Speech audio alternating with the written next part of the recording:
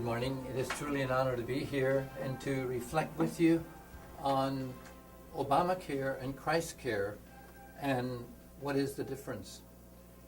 In this presentation, I will touch briefly on what the U.S. Bishop's Department of Health and Human Services mandate means, on what U.S. Department of Health and Services mandate means for Catholics and others who have conscience issues with the mandate.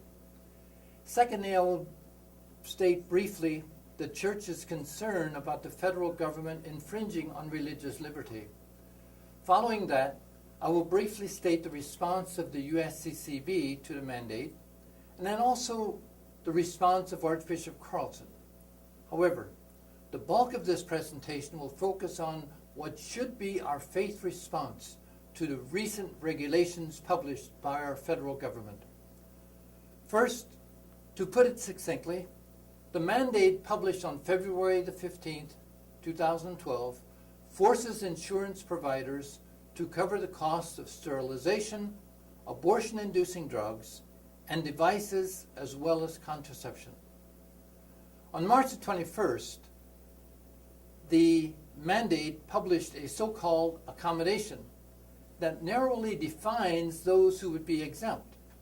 For a church to be exempt, it could only serve, hire, and educate those who are of the same faith.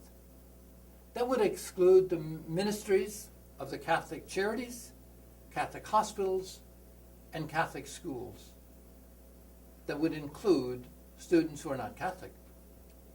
Cardinal Dolan, president of the USCCB, stated the case very briefly on May the 24th on the CBS Morning Show when he said, quote, "What Health and Human Services says is that we will define church for you.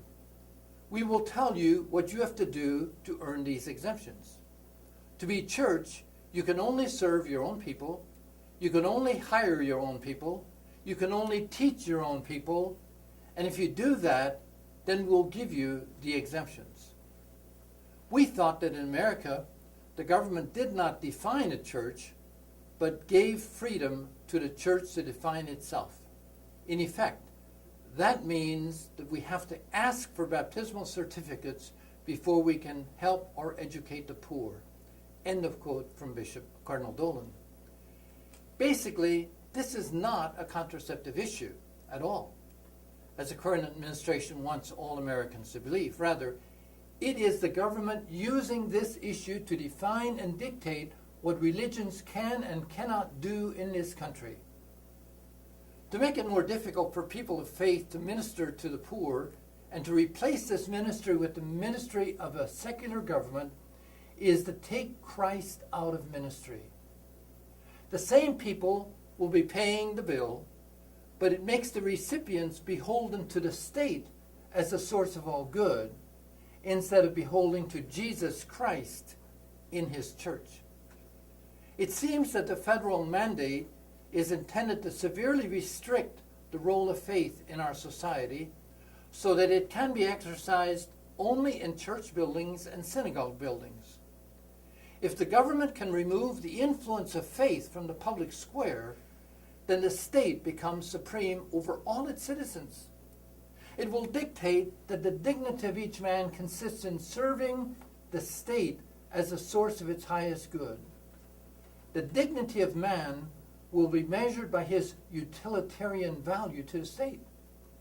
According to that thinking, there is no higher conscience than that of the state. If a man is perceived as being of value to the state, of no value to the state, then the state simply eliminates his life.